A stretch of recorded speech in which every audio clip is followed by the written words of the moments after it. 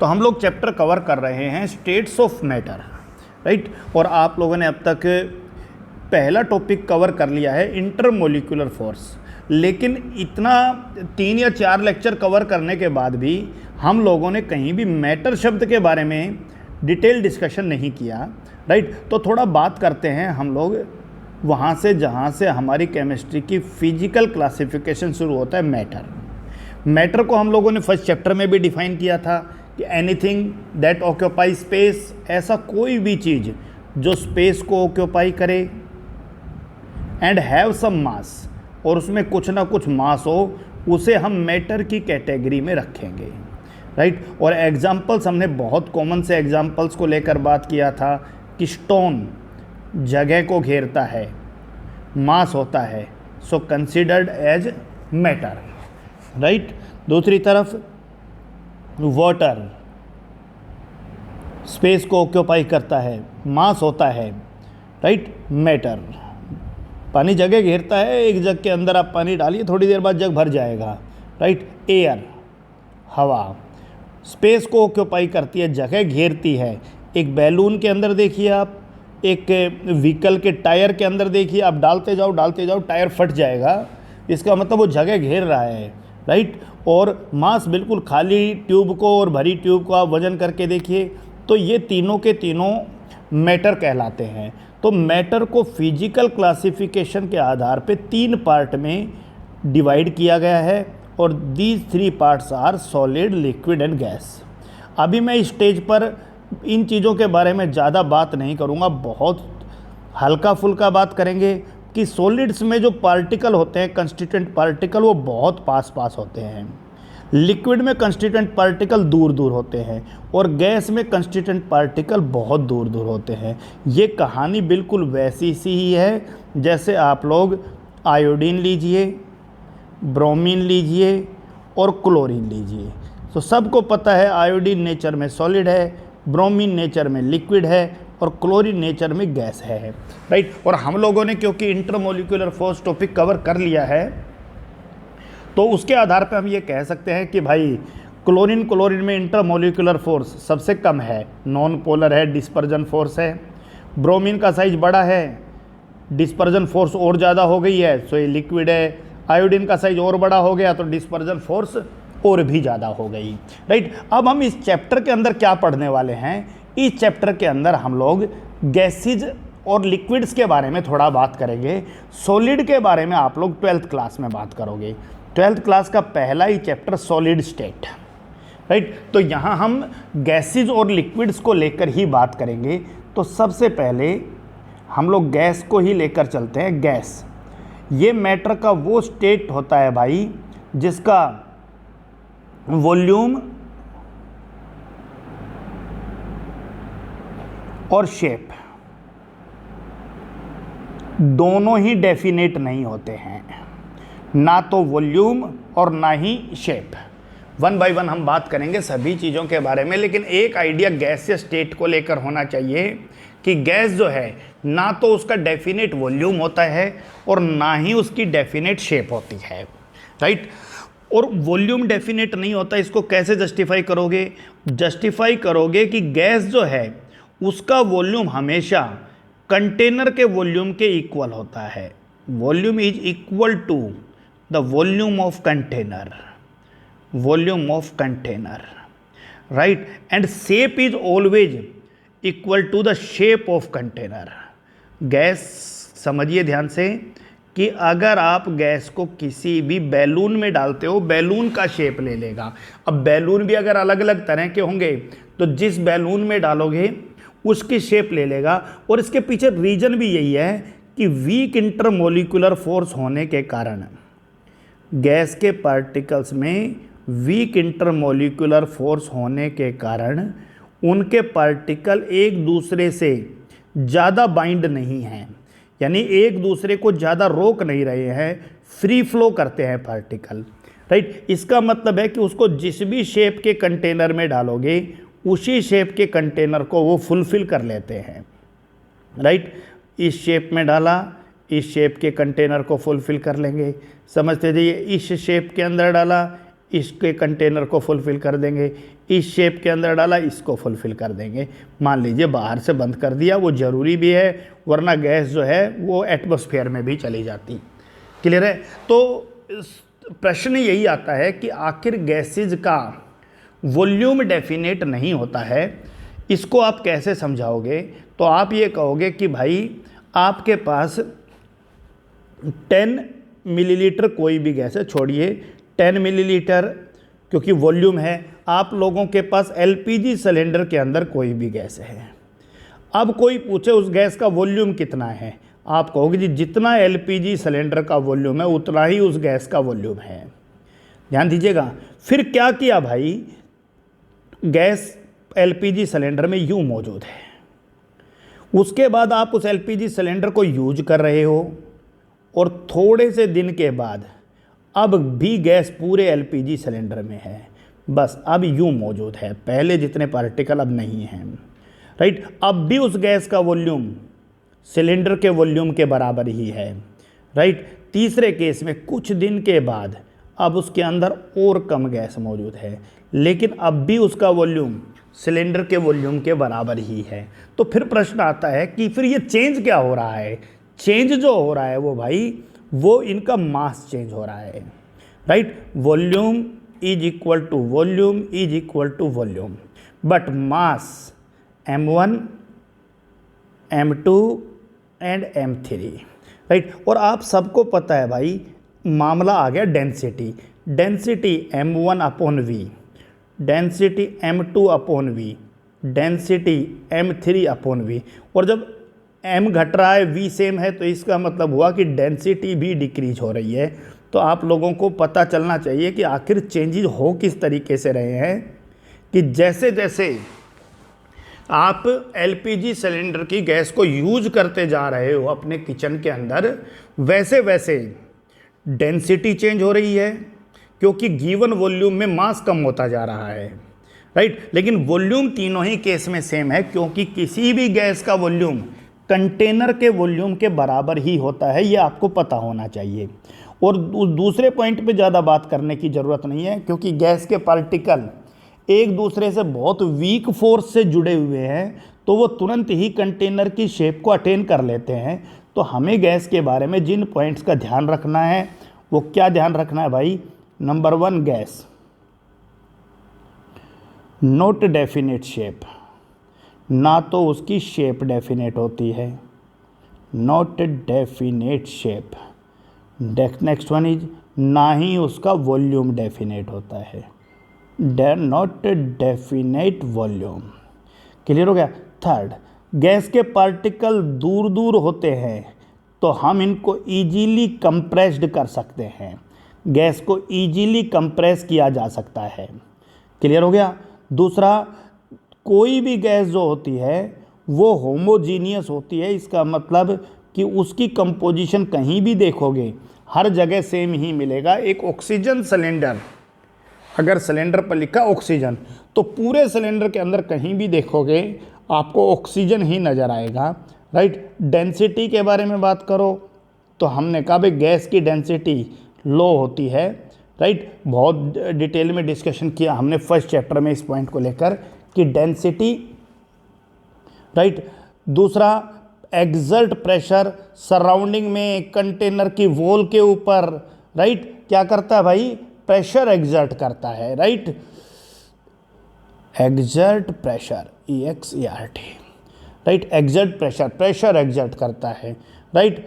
High pressure लगा दो या लो टेम्परेचर कर दो तो ये लिक्विफाई हो जाती है। आप एक बात देखिए कि आप एलपीजी सिलेंडर के जो सिलेंडर है उसको हिलाकर देखिए, आपको ऐसा लगेगा इसमें लिक्विड है, एक्चुअली सिलेंडर के अंदर लिक्विड ही है, लेकिन जैसे ही आप लोग नॉब खोलते हो गैस निकलता है क्योंकि हाई प्रेशर पर वो लिक्विड है, राइट। इसी तरह से लिक्विफाई करने के लिए हाई प्रेशर चाहिए या लो टेम्परेचर चाहिए, दोनों ही कंडीशन के अंदर लिक्विफाई हो सकता है, हम लोग आगे बात करेंगे। और गैसेज जो हैं वो डिफ्यूजन की प्रॉपर्टी शो करती हैं। तो पहला होमवर्क आप सबके लिए यही है भाई, क्योंकि ये बहुत छोटी छोटी चीज़ें हैं, उनका आप अंदाज़ा लगा सकते हो। आप लोग हर चीज़ को एक एग्जाम्पल के हेल्प से समझाओगे और मेरे पास असाइनमेंट के तौर पे भेजोगे। पहला, गैस की डेफिनेट शेप नहीं होती है, एक एग्जाम्पल के हेल्प से समझाओगे। डेफिनेट वॉल्यूम नहीं होता है, एग्जाम्पल के हेल्प से समझाओगे। कंप्रेस कर सकते हैं, इसको एक एग्जाम्पल के हेल्प से समझाओगे। होमोजीनियस होता है, डेंसिटी लो होती है, प्रेशर एग्जर्ट करता है। लिक्विफाई कर सकते हैं, डिफ्यूजन होता है। डिफ्यूजन का मतलब इंटरमिक्सेज, दूसरी किसी चीज़ में तेज़ी से इंटरमिक्स होना, राइट। अब प्रश्न आता है भाई कि किसी भी गैस को अगर समझना है, उसके बारे में उसका मेजरमेंट करना है, तो गैस के लिए हम लोग बहुत कॉमनली जिन चीज़ों का सहारा लेंगे वो 3 चीज़ें हैं। पहला चीज़ उस गैस का प्रेशर, दूसरा चीज़ उस गैस का वॉल्यूम और तीसरा चीज़ टेम्परेचर, राइट। ये तीनों चीज़ें जो हैं इनके बारे में हमें 1 बाय 1 पढ़ना है, क्योंकि हम लोग एक बात समझते हैं कि अगर किसी भी गैस का प्रेशर बढ़ा दिया जाए तो हमें पता है ऐसे कंडीशन में वॉल्यूम जो है वो कम हो जाएगा। यानी कोई गैस के पार्टिकल दूर दूर थे, प्रेशर अप्लाई किया ऊपर से, पास पास आ गए, प्रेशर अप्लाई करने से अब पास पास आ गए, तो इसका मतलब वॉल्यूम जो है वो घट गया है। वॉल्यूम किसको कह रहे हैं? Space occupied by a body, किसी भी बॉडी के द्वारा ऑक्यूपाई किया गया स्पेस, उसे ही वॉल्यूम कह रहे हैं। लेकिन शर्त यह है भाई कि आप अगर प्रेशर और वॉल्यूम के बीच में रिलेशन देख रहे हो तो अच्छा रहेगा कि आप टेम्परेचर को कांस्टेंट मान के चलिए, क्योंकि अगर टेम्परेचर भी बढ़ाया जा रहा है तो फिर प्रेशर बढ़ाने पर हो सकता है कि वॉल्यूम कम ना हो, क्योंकि टेम्परेचर बढ़ने का मतलब है पार्टिकल को दूर दूर भेजना, प्रेशर बढ़ने का मतलब है पार्टिकल को पास पास लेके आना। समझ में आगे नहीं आ गया? तो 1 बाय 1 हम इन चीज़ों के बारे में पढ़ने वाले हैं। तो हल्का सा हम लोग इनकी यूनिट्स के बारे में बात कर लेते हैं कि आखिर टेम्परेचर, प्रेशर और वॉल्यूम इनको मेजर किस चीज़ के अंदर करते हैं। सबको पता है टेम्परेचर को डिफाइन कैसे करोगे, right. The degree of hotness और कोल्डनेस, कोई चीज़ कितना गर्म है या ठंडा है, डिग्री ऑफ हॉटनेस और कोल्डनेस, राइट। किसी भी चीज़ के ठंडेपन या गर्मपन का अनुभव की मेजरमेंट, कि कितना गर्म है और कितना ठंडा है, उसे ही हम टेम्परेचर कहते हैं। और टेम्परेचर को मेजर करने के लिए डिग्री सेल्सियस, डिग्री फ़ारेनहाइट और केल्विन, इन 3 यूनिट का इस्तेमाल किया जाता है। और रिलेशन क्या है भाई कि डिग्री सेल्सियस में अगर आप 273 ऐड करते हो तो वो केल्विन में बदल जाएगा। डिग्री सेल्सियस का 9/5 + 32 करोगे तो वो फ़ारेनहाइट में बदल जाएगा। बहुत सिंपल सा क्वेश्चन है। और अगर क्वेश्चन करना चाहो 100 डिग्री सेल्सियस को केल्विन में बदलिए, सो 100 + 273, so it is 373 Kelvin, right. 100 into 9/5 + 32, so it is 20, 180 and 32, 212 Fahrenheit, degree Fahrenheit. So आपको पता 100 degree Celsius is equal to 373 kelvin is equal to 212 degree Fahrenheit. ये तीनों एक ही चीज़ है, बस अलग अलग यूनिट के अंदर हम लोग इनको मेजर कर रहे हैं, राइट। सिमिलरली मान लीजिए आपसे कोई क्वेश्चन पूछे भाई कि फ्रीजिंग पॉइंट आप लोग वाटर का तीनों अलग अलग यूनिट्स में लिखिए, तो आप लोग क्या लिखोगे भाई? फ्रीजिंग पॉइंट वाटर का 0 डिग्री सेल्सियस है, so 0 degree Celsius 0 + 273 is equal to 273 kelvin, 0 × 9/5 + 32, so it is 32 degree Fahrenheit. So ये तीनों चीज़ें इक्वल वैल्यू रखती हैं। तो टेम्परेचर के बारे में हमने फर्स्ट चैप्टर में भी बात किया था, यहाँ भी हल्का फुल्का हमने डिस्कशन कर लिया, okay. The next one is volume. Volume किसी भी बॉडी के द्वारा ऑक्यूपाई किया गया space, space occupied by a body, किसी भी बॉडी के द्वारा घेरा गया जगह। मेजर करने के लिए यूनिट सेंटीमीटर क्यूब, जिसे क्यूबिक सेंटीमीटर भी कहते हैं, metre cube, millilitre, litre, decimetre cube भी हो सकता है, right. So these are the units. और इंटर कन्वर्ट कैसे करेंगे ध्यान रखना, 1 metre cube is equal to 1000 litre, ध्यान रखिएगा, okay. 1 decimetre cube is equal to 1 litre and 1 centimetre cube is equal to 1 millilitre. ये 3 यूनिट ध्यान रखना है कि जैसे आप यूनिट को कन्वर्ट भी कर सकते हो। 1 मीटर क्यूब आपसे कहीं भाई 1000 लीटर के बराबर है, तो 1 metre cube 1 metre into 1 metre into 1 metre, so 1000 litre. 1 metre का मतलब 10 डेसीमीटर, 10 डेसीमीटर और 10 decimetre is equal to 1000 litre. So 0 0 0 cancel 3 0, so 1 decimetre cube is equal to 1 litre.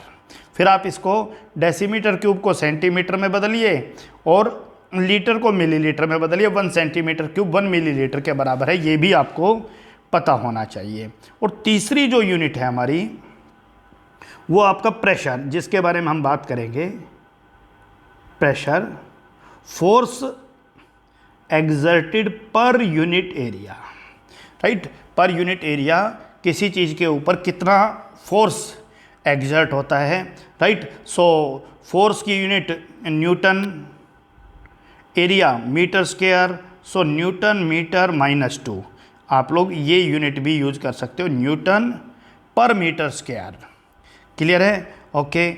आप लोग अगर इस यूनिट को और ज़्यादा चेंज करना चाहो तो बहुत सारी यूनिट यूज होती हैं, लेकिन आप ध्यान रखना 1 न्यूटन मीटर स्क्वायर यानी न्यूटन पर मीटर स्क्वायर को ही नाम दिया गया है पास्कल।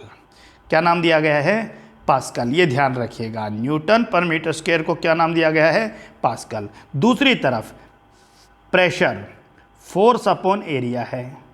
फोर्स जो है वो आपका मास इनटू एक्सेलरेशन है और एरिया तो मीटर स्क्वायर होता ही होता है। So mass is measured in kilogram, right. Acceleration is metre per second. Acceleration का यूनिट अगर आपसे कोई पूछे acceleration, right, so it is represented as metre per second square, metre per second square, right. And this is the area which is represented by A, और A area की unit that is metre square.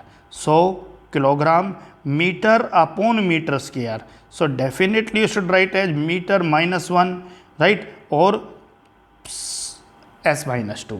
तो ध्यान रखना सबसे पहली चीज़ 1 pascal is equal to 1 newton per metre square और 1 pascal is 1 kilogram per metre और per second square, right. Gases के लिए ये जो यूनिट है भाई ये बहुत स्मॉल यूनिट होती है, तो क्या किया गया भाई कि 10⁵ पास्कल, ध्यान रखना 10⁵ पास्कल, जिसको 100 × 10⁻³ पास्कल लिख सकता हूँ, ध्यान रखना। और 10⁻³ किलो में यूज होता है, 1 किलोग्राम में 10⁻³ gram, so it is 100 kilo pascal. So 10⁵ pascal को हम क्या लिख सकते हैं भाई, समझिए ध्यान से, राइट। 10⁵ 1 पास्कल एक स्मॉल यूनिट है, तो क्या किया गया भाई, जहाँ 10⁵ पास्कल है इसका मतलब 100 किलो पास्कल, राइट। और 100 किलो पास्कल यूनिट जो है उसी को नाम दिया गया है 1 बार। तो रिलेशन आप लोग समझते जाइए, बहुत हम लोग इन छोटे छोटे रिलेशंस पे बात करेंगे। सो आपको पता होना चाहिए भाई कि कौन कौन सी यूनिट के बारे में हम लोग अभी बात कर चुके हैं और इनके बीच में अभी क्या रिलेशन पड़ा। प्रेशर का unit newton per metre square, right. Pressure का unit kilogram metre inverse second -2, right. और इसे ही नाम दिया गया है 1 पास्कल। क्या हो गया? फिर कहा गया भाई 10⁵ pascal is equal to 100 kilo pascal is equal to 1 bar, that is the relationship 1 bar. Clear है पॉइंट?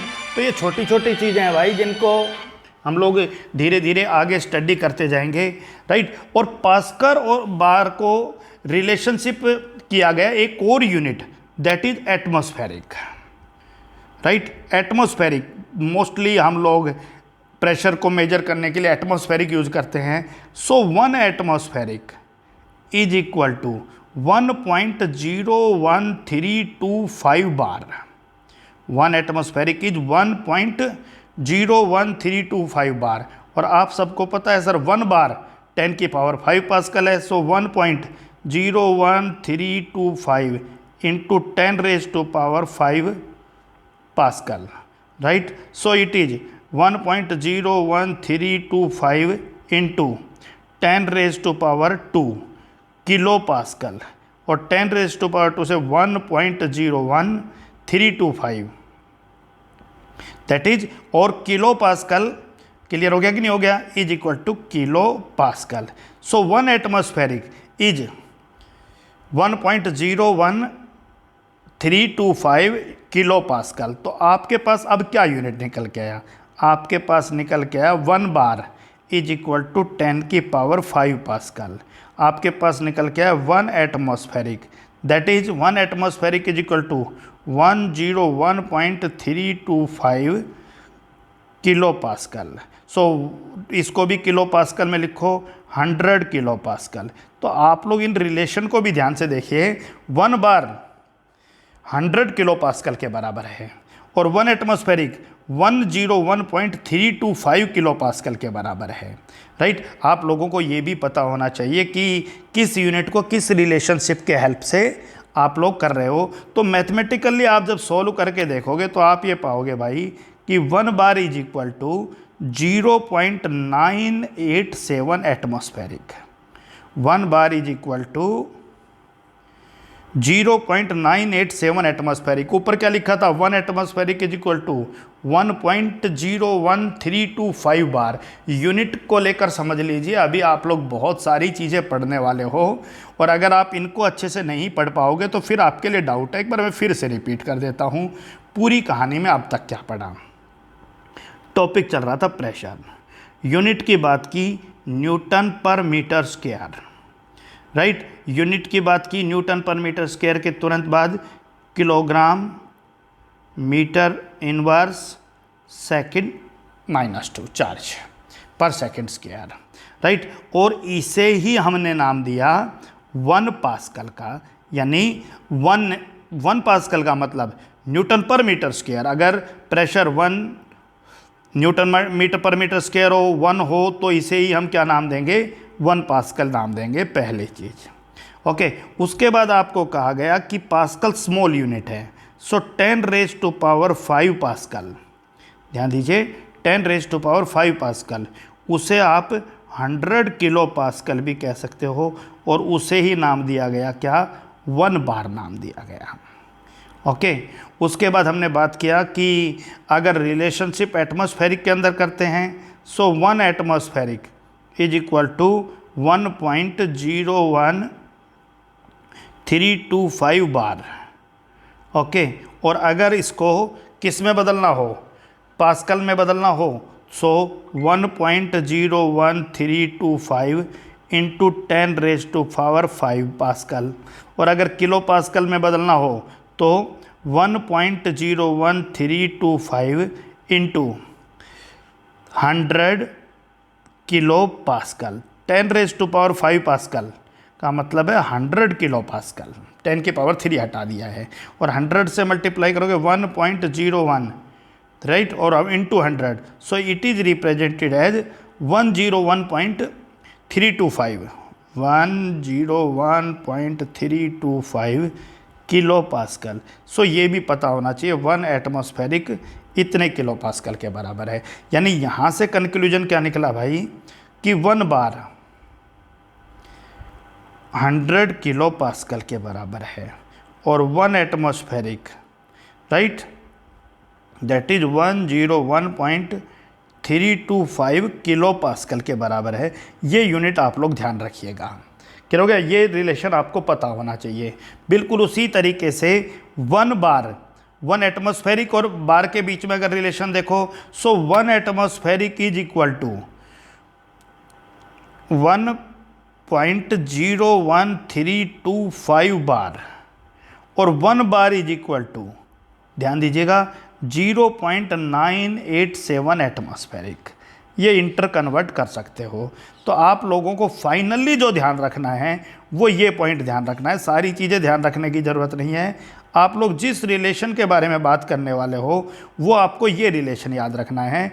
1 एटमॉस्फेरिक में इतने बार और 1 बार के अंदर इतना एटमॉस्फेरिक, ये आपको पता होना चाहिए। किलो पास्कल को लेकर भी रिलेशंस आपके क्लियर होने चाहिए। दूसरी तरफ जो 1 एटमॉस्फेरिक है उसको और एक यूनिट के हेल्प से समझते हैं। 1 एटमॉस्फेरिक, ये तो आपको पता चल गया 1.01325 bar. 1 atmospheric 76 centimetre of mercury, जिसे 760 mm ऑफ मरकरी भी कहते हैं। मरकरी का लेवल इस प्रेशर पर कितना राइज करेगा, और इसे ही 760 टोर कहा गया है। 760 टोर। तो ये बहुत सारी यूनिट हैं, आपको कुछ भी याद नहीं करना, बस इसको 2 बार 3 बार लिख के देखिए। जब 2-3 बार आप इसको लिख के देखोगे ना, तो आप लोगों को ये सारी चीज़ें समझ में आएंगी। तो मेरा टॉपिक था कि unit of temperature, pressure and volume, right. फिर से एक बार हल्का सा रिपीट कर लिया। टेम्परेचर का unit degree Celsius, kelvin, Fahrenheit. Relation आपसे पूछा कि भाई डिग्री सेल्सियस में 273 ऐड कीजिए, केल्विन आ जाएगा। डिग्री सेल्सियस में के 9/5 में 32 ऐड करिए, फ़ारेनहाइट आ जाएगा।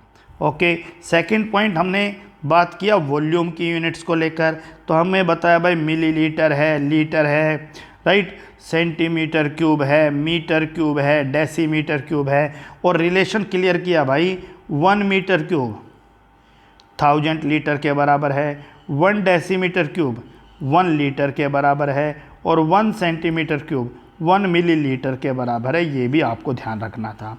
तीसरी यूनिट हम लोगों ने प्रेशर की यूनिट के बारे में बात किया, तो सारी यूनिट नहीं लिखवा रहा हूँ मैं, बस मैं इतना लिखवा रहा हूँ, 1 एटमॉस्फेरिक इज इक्वल टू, आप लोग ध्यान रखिएगा, 760 mm ऑफ मरकरी,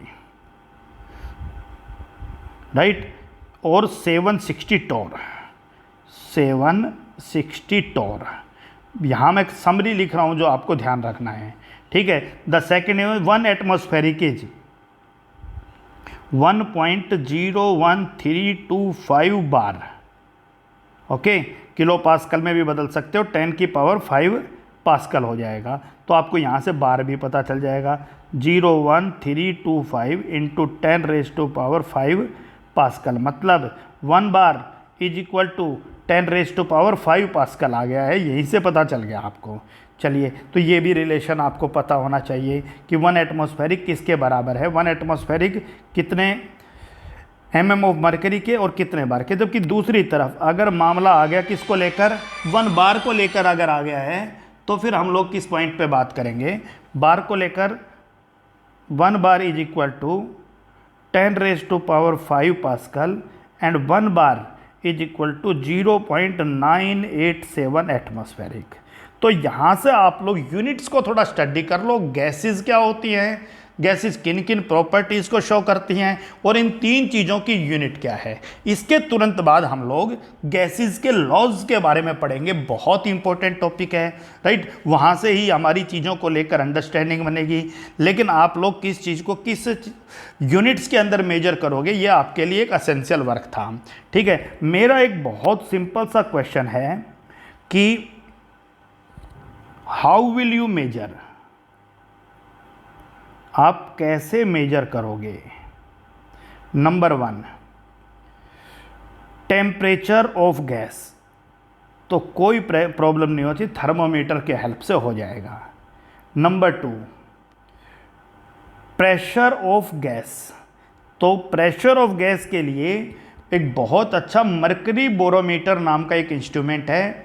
राइट, वो उसके अंदर मरकरी फिलअप होता है, और जितना मरकरी का लेवल तक ऊपर राइज करेगा उतना ही, यानी एक इंस्ट्रूमेंट है इस तरीके का जिसमें मरकरी फिलअप है, राइट, और उसके अंदर इस तरह का, मान लीजिए जैसे आपका टेस्ट ट्यूब होता है, इस तरह का इंस्ट्रूमेंट है, जितने लेवल तक मरकरी राइज करेगा उतना ही प्रेशर वहाँ पर ऑफ मरकरी के तौर पे देखा जाएगा, राइट। और बाकी 760 ऑफ मरकरी 1 एटमॉस्फेरिक के बराबर है, वो बता ही दिया। तो जहाँ पर 1 एटमॉस्फेरिक प्रेशर होगा 760 तक राइज कर जाएगा। तीसरा क्वेश्चन आपसे पूछे कि किसी भी गैस का मास कैसे मेजर करोगे, तो भाई आप कंप्लीट पूरे कंटेनर का वजन कर लीजिए, और फिर खाली कंटेनर का, यानी वैक्यूम, उसमें जितना भी गैस है वो सब निकाल दो, वैक्यूम कंटेनर बिल्कुल खाली का वजन करिए। और चौथा क्वेश्चन आपका वॉल्यूम के बारे में बताया था, कंटेनर का वॉल्यूम ही गैस का वॉल्यूम होता है, लेकिन अगर आपको डेंसिटी का आइडिया है, ध्यान रखना वो एक बहुत इंपॉर्टेंट रोल करता है, तो वो आपकी बहुत मदद करेगा। So that's all for today. आज के लिए यही था कि गैसेस के बारे में, क्योंकि काफ़ी कुछ आप लोग पढ़ चुके हो, हल्का हल्का और जान लीजिए, तो कि कल हम गैसेस के लॉज के बारे में बात करेंगे। Okay, that's all for today.